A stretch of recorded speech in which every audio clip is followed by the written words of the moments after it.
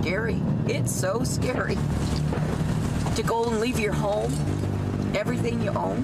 Yeah, it's not fun. It's not fun. If you don't believe climate change still exists, talk to a firefighter. And it's simple. When you take record heat, which is what the West Coast has seen this summer, and you take the worst drought in at least a millennium over the past decade, you put those things together, you get these sorts of massive wildfires.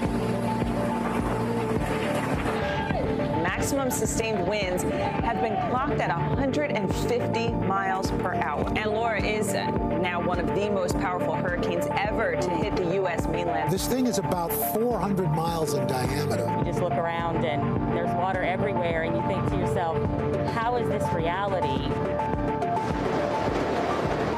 So whether it's the wildfires out west or the superstorms back east, we're seeing dangerous climate change play out before our eyes. Hi, everybody. I'm Al Roker, right now on the East Coast here in New York City. And I'm Savannah Sellers on the West Coast outside of San Diego, both locations already battling the effects of climate change. You're watching Planet 2020. There is no question about the science. This year alone, we're on track to have the hottest year ever on our planet. Arctic sea ice continues melting at a record pace. And the Atlantic hurricane season, well, it's advancing at a torrid speed. And while the U.S. is scheduled to pull out of the Paris Climate Accord in November, a bipartisan report just released says that climate change, quote, poses a major risk to the stability of the U.S. financial system and to its ability to sustain the American economy. The science tells us we have to act now. My hope is that my kids' generation will pick up this fight, since they're going to be the ones inheriting a planet on fire. The good news is that generation is already at work. Heads turned around the world last fall when then 16-year-old Greta Thunberg slammed leaders at the United Nations for their lack of action. All you can talk about is money and fairy tales of eternal economic growth. Inspired by Greta, some teens across the world skip school on Fridays, every Friday, asking why they're going at all if they won't have a planet left in the future. And in the U.S., an election looms, where millennials and Gen Z will make up 37% of eligible voters. And concern over climate change is rising sharply and shaping up to be more important to all voting blocs than ever before. Is it enough? Are we acting too slowly? And can we turn things around and cool our planet off? This is Planet 2020. Right now, coast to coast, thousands of people are displaced from their homes, feeling the immediate effects of the devastating climate events we're seeing these days. As for those people, they look for hope in the ruins, but scientists warn the worst is yet to come. 2020, a year of extremes. In January, wildfires erupting across southeastern Australia. In June, Siberia hitting 100 degrees. And right now, the western U.S. being ravaged by deadly wildfires and heat. And the Atlantic hurricane season? It's so active, the record books can't keep up. Chalk up these disasters to it just being 2020? Absolutely not. This is a dangerous trend that began back in the Industrial Revolution and has grown exponentially as we humans continue to release greenhouse gases. The last 5 years have been the hottest years on record on our planet ever. So what does it mean? It means that if the planet warms another 2 degrees, more heat waves, floods, and droughts are in store. But it doesn't have to be that way. There's still time to take action, live greener, get out and vote, and do your part. Blood orange skies and overwhelming smoke from wildfires had sadly become part of life for people here on the West Coast. And for many, they're still barely recovering from the last fire season. What is it like year after year? How hard is it to rebuild? Steve Patterson has that story. We left 2 hours before the house burned down. It's heartbreaking. Our younger son hasn't slept alone in his bed for one night in almost 3 years. And that is a constant daily reminder of what we've been through. both of our children, their best friends lost their homes. Some of my closest friends lost their homes. 25% of our school community lost their homes. So it's such a unique situation to go through something that is so awful, but to go through it with so many people you know. And there's something actually healing about that. So we felt really strongly that we needed to go through this with our community. If we'd moved back to San Francisco, they wouldn't know what we were going through. We also had her parents here. They lost their houses as well, and we wanted to be together. We thought the best way was to all rebuild. I have to find something positive out of this. And what that is that we have each other. Yeah, that's all. We have our family. Everybody's safe. Everyone that we know that's lost their home is safe. And it's just tough. We'll always have the memories. You know, the memories are going to be there, but we'll build new ones. Yeah. We'll rebuild. We'll definitely rebuild. Oh, yeah. Tell me about starting fresh. What's it been like to rebuild on a place that, you know, was so destroyed? That's a tough question to answer. Yeah. I mean, where you start is having the debris removed. Then your mind goes to all of this toxic, burnt ashes, whatever else is in it. Yeah. They're carting it off, and in my brain I'm thinking, oh, so now where are you going to put it? Do you feel any safer? I do feel safer. I mean, I do. Yeah. It's more efficient? Much more efficient. Oh, gosh, yes. Way more efficient, yeah. Safer, that's a tough word. Yeah.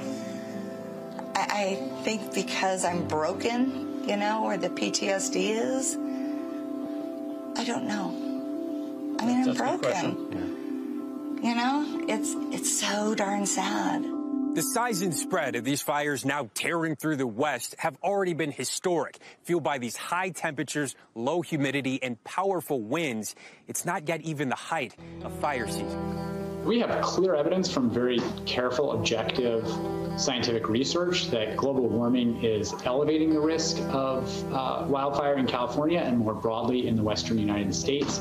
Over the region as a whole, the total area burned has increased around tenfold in the last 4 decades, and about half of that increase is attributable to the effects of long-term warming on vegetation dryness. On a nationwide scale, we know that 84% of the wildfires across our nation are actually started by people.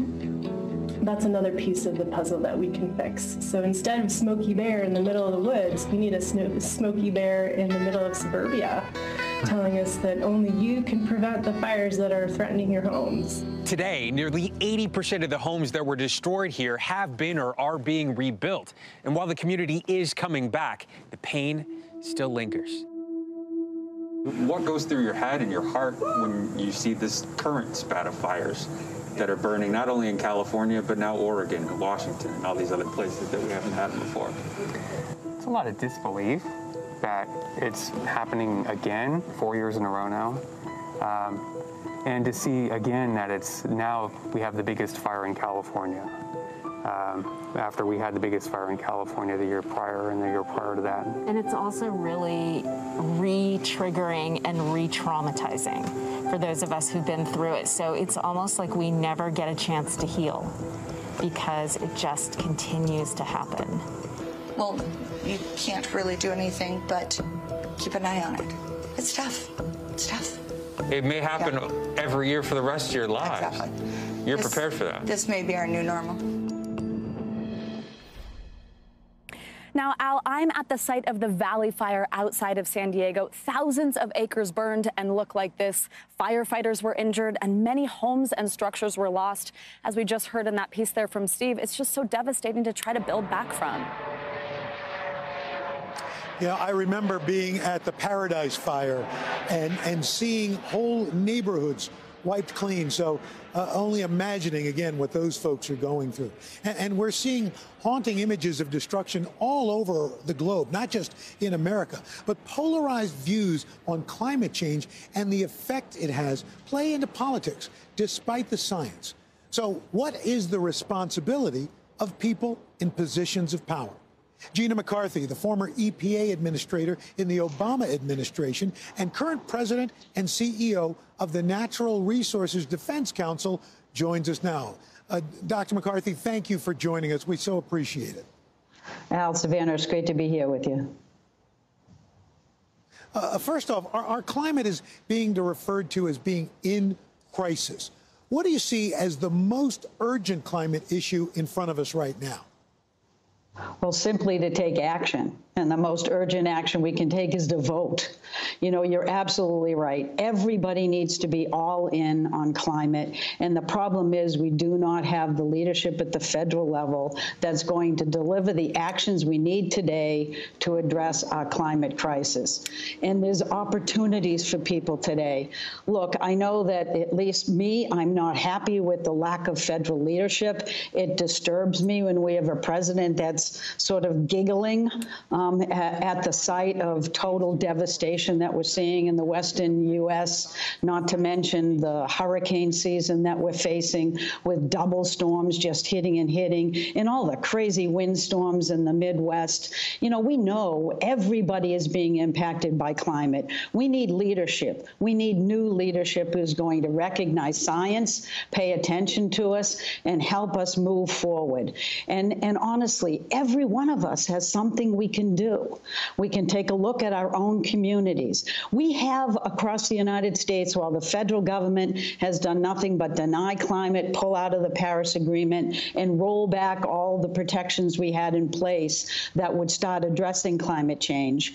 We also have governors across the country, more than 24 of them, who are all in on taking action in climate. We have hundreds of cities that are acting. We can work with those governors and with those cities, and we can express our rage and our demand for climate action by voting in November. That's the most important thing you can do if you're worried about the climate crisis that is impacting all of us.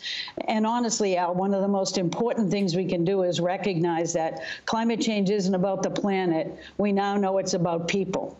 It's about our health, our well-being, our safety. It is about the next generation. And while I want to see young people standing up and speaking up and protesting, I want to be with them every step of the way.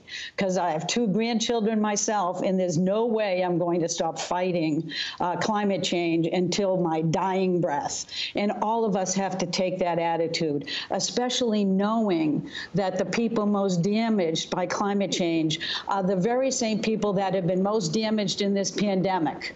Everybody seems surprised that the Black community was being hardest hit, but if you're in the environmental world, you know well that the poor in the Black communities and the brown communities are always hit first and hardest with traditional pollutants, and they're the ones most at risk in climate. So climate change is not just bad for us, but it's damn unfair. It actually is continuing the systemic racism that none of us want to see to continue. Now, Gina, you mentioned the importance of voting, and as a former EPA administrator, you know what those leaders are capable of, you know what government is capable of, and what it's not. What role can and should government be playing in this crisis? Well, I think you have to look at government action at the federal, state, and local level, because we live in a democracy. The one thing I have learned is that the federal government isn't the innovator. The federal government has to be pushed every step of the way. Now, I know that Vice President Biden has a great climate plan. It's focused on equity, and it's focused on health and moving us forward. But I also know that people have to not just vote, but they have to keep demanding that all those plans are put in place. That's why I'm at the Natural Resources Defense Council. We have to keep advocating. We have to communicate and work together. We have to demand more of our businesses, not just the fossil fuel companies, to step up and take ownership of what they've done, but also businesses everywhere have to start looking at how they're investing. Pension funds have to look at how they're investing. Make sure that we're divesting of the past dirty fuels that we've relied on, and really go all in on clean energy. You know, the exciting thing about clean energy is that it doesn't just help us with challenges of climate change and pollution, but the most exciting thing is it's the way to get us out of the economic doldrum that we find ourselves. One of the biggest damage of all we're seeing on climate is that people are also facing an incredible pandemic.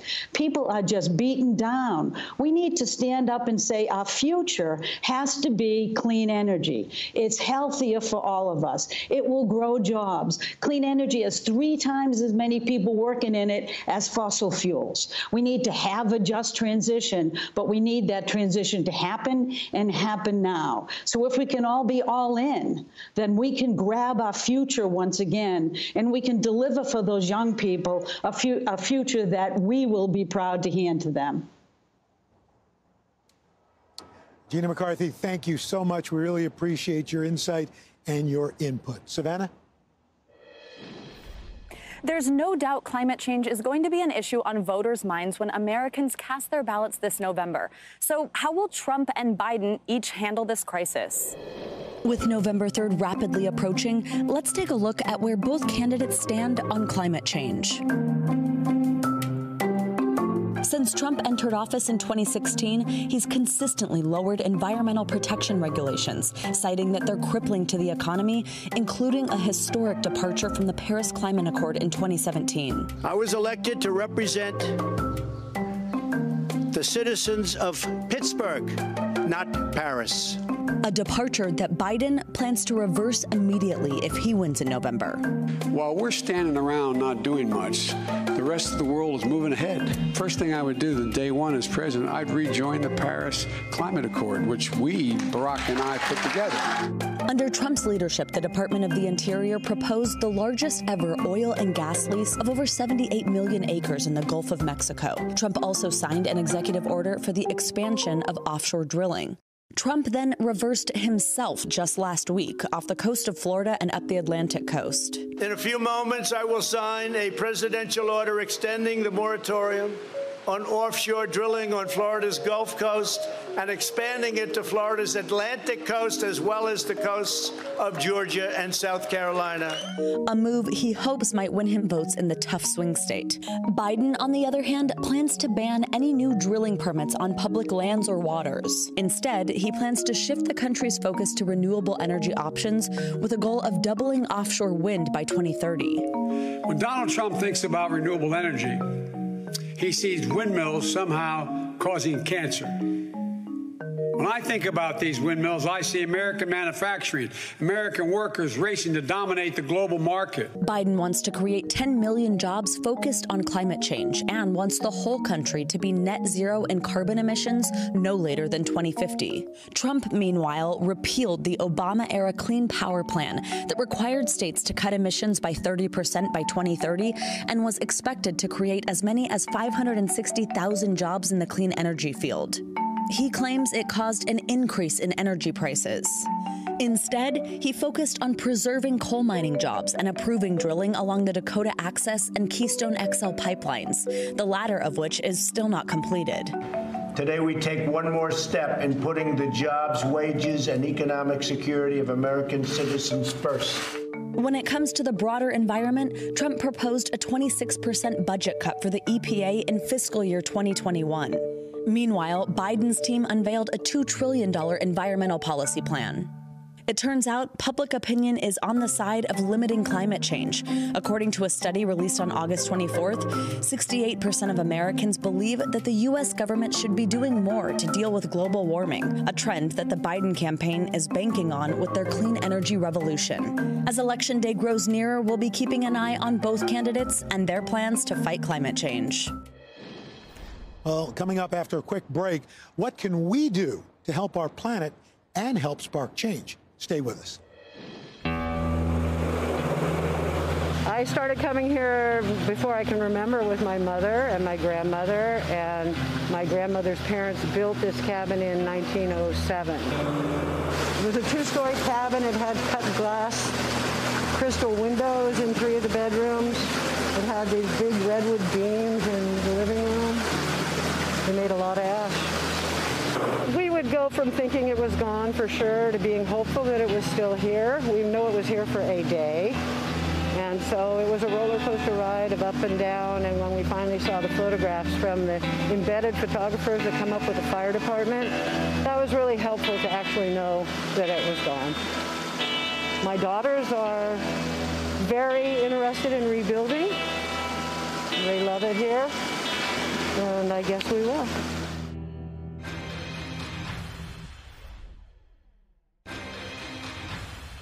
My hope is based in the youth. I see the world youth mobilized for very important causes. I see them mobilized in relation to gender equality. I see them mobilized in relation to climate. I see them mobilized against racism. I see them mobilized for international cooperation. They are much more cosmopolitan, much more universalists than my own generation. And it is this dynamism of the youth that makes me be hopeful, because let's be frank, my generation largely failed to address the challenges that the world faces. The youth seems to be much more determined to do so. Yeah, we always look to our youth. Are you more optimistic because of this generation that's coming up? Yes. I think it's our best hope is the generation that's coming up and that understood already, and we see it in so many ways around the world, understood already that either we are united or we'll be doomed. While the leaders in our country are divided, the younger generation is stepping up. They go out and strike. They don't mince their words when addressing world leaders. It is this generation that could be the key to caring for our planet. The climate crisis isn't something that we're going to have to deal with in the future. We are already seeing the effects of it right now. I was there when the Camp Fire broke out in Paradise, California. We ended up receiving a lot of the smoke, and we had to do the same things that we did just in the recent weeks when the entire West Coast was on fire. We roll up wet towels and put them under windows and doors to keep the smoke from seeping in because it was inflaming my asthma. I became very sick. Now it's like a repeat of that history for me personally. I am a 15-year-old climate activist and founder of Earth Uprising International. My thoughts on the whole Generation Z as the leader of the climate movement is a bit inaccurate, because this is an intergenerational movement, and young people are getting involved at bigger and bigger levels because we are seeing this impending climate catastrophe, and we really feel that anxiety, and we're being asked to plan for our futures, but we have nothing to plan for, and so then we feel really angered and motivated. My name is Jamie Margolin. I'm 18 years old, and I'm a co-founder of the International Youth Climate Justice Organization 0 Hour. When I first got involved in climate activism, what I told people was that in the future we won't be able to go to school because we'll be too busy running from the next climate-fueled disaster. People told me I was being dramatic and I was being an alarmist, but it hasn't even been 2 years since I started, and we're already starting to see what scientists have been telling us for years. If we were able to go to school at this time, we still wouldn't be able to on the West Coast because it's very unsafe for us. That air quality causes all sorts of effects to your body. It can cause health issues in the future. But we aren't the ones who decide the city and federal budgets. We aren't the ones who vote on the bills. We aren't the ones who are actually in power to change things. From the summer of 2017 to the summer of 2018, we were working nonstop, organizing to create youth climate marches in Washington, D.C., and what ended up being 25 cities around the world. We haven't really been ingrained in the system that a lot of adults are ingrained in, so we think outside of the box, and we don't think about what's politically possible when it comes to actions to take about the climate crisis. We just think about what really needs to happen. I feel like people could often think like, oh yeah, what's the point? Why should young people even bother if we're not going to be heard? But I think that the answer is intergenerational organizing. We need the young people's energy and the wisdom of the elders and people who have been doing this together. We need adults backing us up in our activism.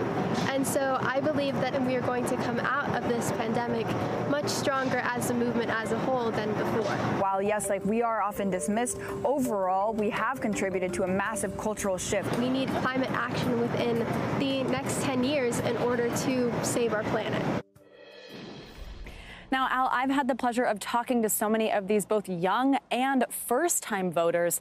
And what's so cool is that many of them identify as Republican, many of them identify as Democrat. This particular issue does not feel partisan. If anything, it maybe feels generational, and this generation just really seems to care across the board.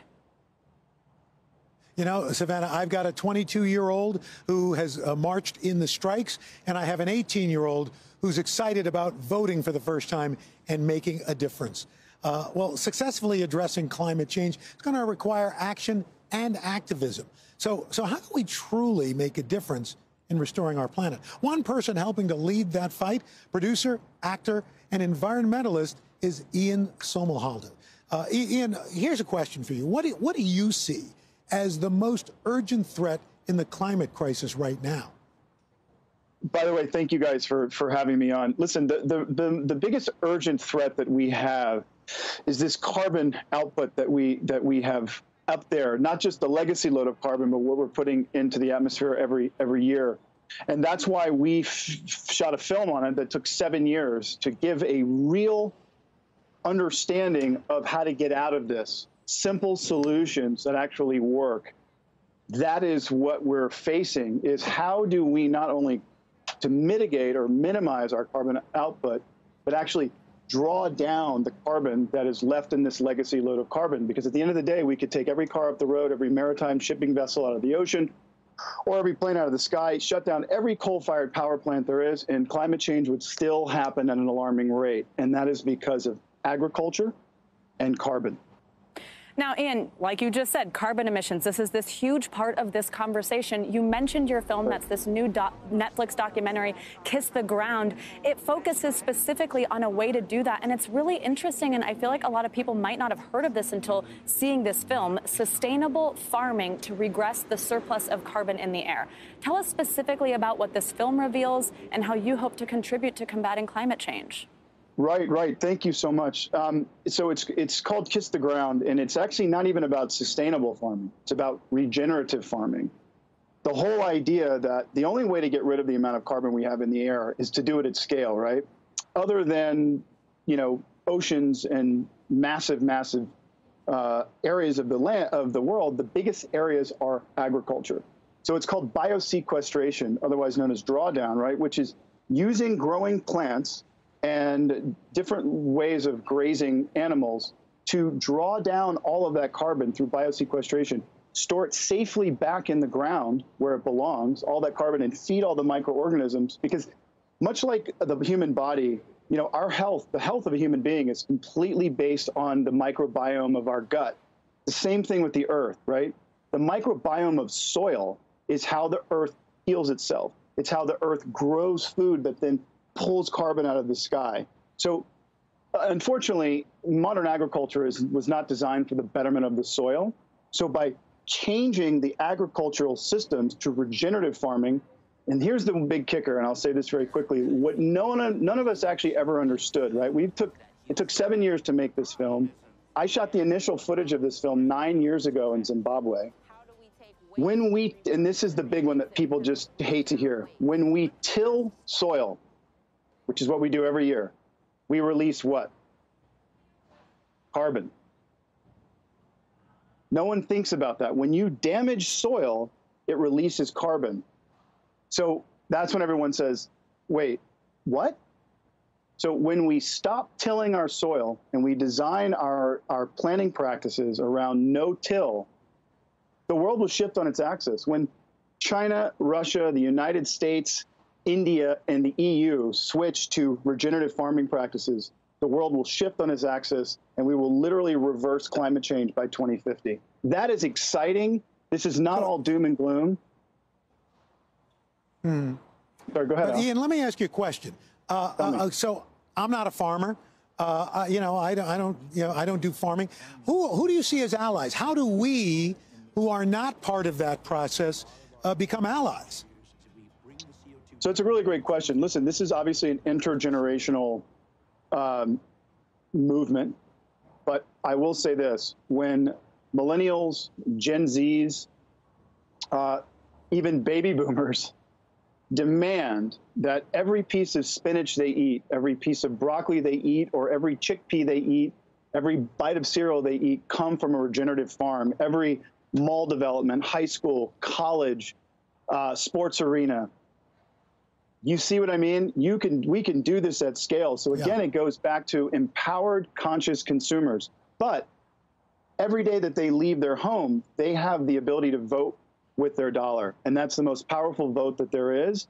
And are they going to be voting with that dollar to companies who are not just sustainable, but that are regenerative?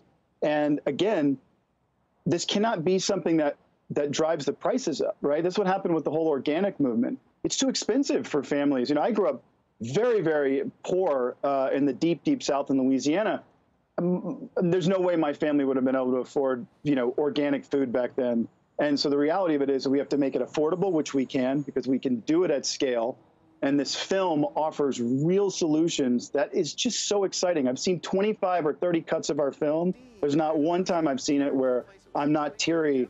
And that teary is not just anger, it's hope, it's excitement. And that is what I think people will see on Netflix September 22nd. Now, Ian, you mentioned that this is an intergenerational fight, and that's, of course, because it's an intergenerational issue. It's something that affects all of us who are here on the planet. And if you don't mind me asking in a personal take on that, how does being a father, you know, I know you have a daughter, contribute to your commitment to this cause, thinking about her future? Well, that's the thing, right? That's what's so crazy about all of this is I was in this climate fight before I had a daughter. We have enough healthy soil left for 60 harvests. So that's 60 years of food. When I'm holding my daughter, I see her at 3 years old and say, in 60 years, you're only going to be 63 years old. I don't want a world where my child at 20, 30, 40, 50, and 60 is fighting because some new, you know, storm systems have, you know, completely, destroyed the entire eastern seaboard and the whole southeast. And there's mass, migration from the eastern seaboard and the southeast up to the north and Midwest and northern northwest of this country, which is where we're going. That's what the computer models say.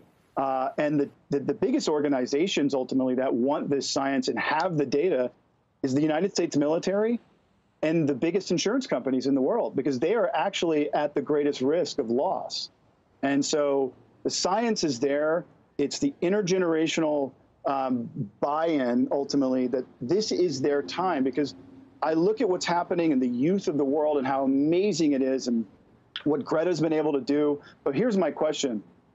Who's financing these young ones? Who's organizing these young ones? Who's putting together the structure?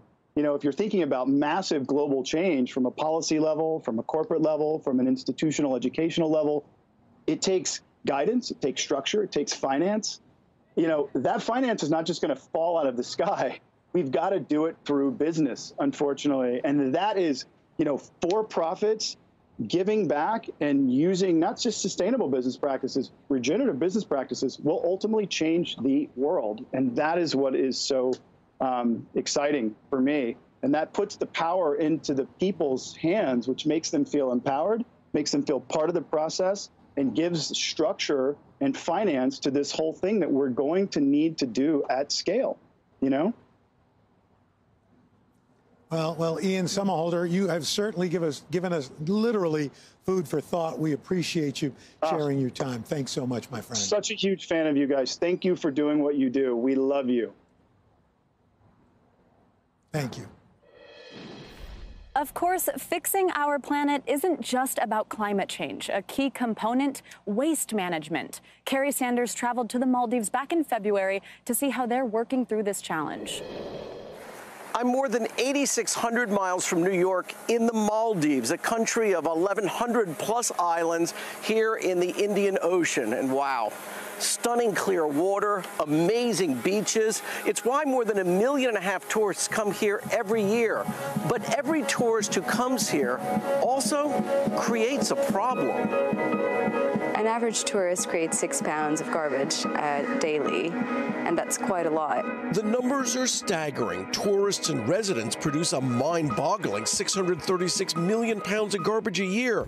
And this is where that garbage winds up, much of it plastic, 700 tons a day. 30 years ago, this was a small island with a lagoon and a coral reef. Today, it's 3 times its size, appropriately nicknamed Trash Island. The garbage is shipped to Trash Island on barges. The government here estimates 25% is lost overboard in the Indian Ocean. Add to that plastics carried here by ocean currents from other nearby countries. I went into the water to look. Along the reefs teeming with fish, we found some of that plastic garbage sinks, but most float, washing up on beaches which are littered in those plastics. To demonstrate the problem, I grabbed a burlap bag and started collecting. That's 2.5 minutes of picking up plastic, and I see it as far as the eye can see. For years, to prevent the growing plastic soup, just as we do here in the U.S., Maldivians tried recycling. At first glance, this looks like a success. This plastic will ultimately be recycled. But the government here in the Maldives has a different idea: to eliminate single-use plastics so they never have a mountain like this again. It was theatrical, but to make a point, the government in the Maldives held an underwater cabinet meeting. Eventually, a new law of the land here. By 2023, single-use plastics should no longer be available. No more bottles, bags, and baby diapers. Collectively, those 3 items make up 80% of the single-use plastic garbage. The inspiration for this countrywide undertaking comes from a garbage experiment on the Maldivian island of Suniva Fushi. The owners of a 100-acre resort hotel wondered how much could they reduce that 6 pounds per day per tourist. They first took aim at plastics, and the biggest enemy, the water bottle. With some false starts and a few dead ends, how's it add up? We've been able to reduce it to ½ pound now. From 6 pounds to ½ pound? Yeah, exactly. That's less than 1/10 of what had been dumped. The question, if widespread reduction in garbage eventually works here, could we in the U.S. follow? What's driving all of this? Is it just tree hugging? No, it's got to make financial sense. That's why our program's called the Waste to Wealth program. And is it making you money? Is it saving you money? It's saving us money. And that dollars and cents success is why other hotels are beginning to do the same thing. All of it with the incalculable benefit of preserving this beauty, which of course is why tourists come here to begin with. Kerry Sanders, NBC News, Suniva Fushi, the Maldives. Our thanks to Kerry and everyone who contributed to this important and clearly timely discussion. Al, the expert, I've loved joining you for this. Well, I loved having you and your outlook on this as well, Savannah. And in fact, no matter where we live, whether it's on a coast, the Midwest, we are all affected. The next generation is going to judge us by what we do today with climate change. Question is it too late to change that legacy? Well, we want to thank you so much for watching Planet 2020 and have a great day.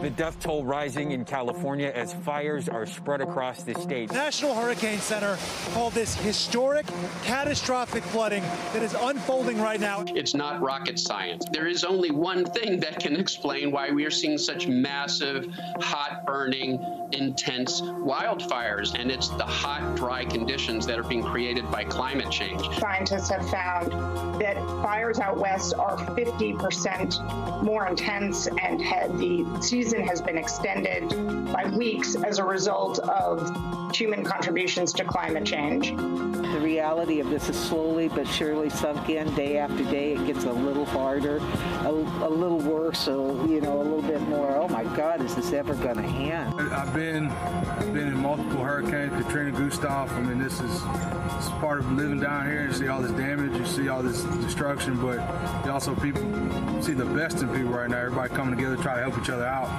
We're all just looking out to make it out to the next day, ready for the next sunrise.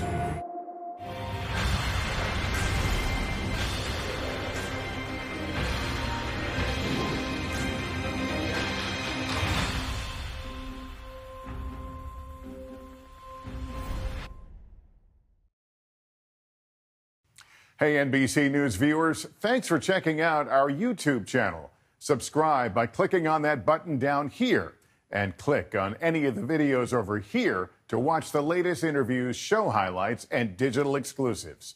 Thanks for watching.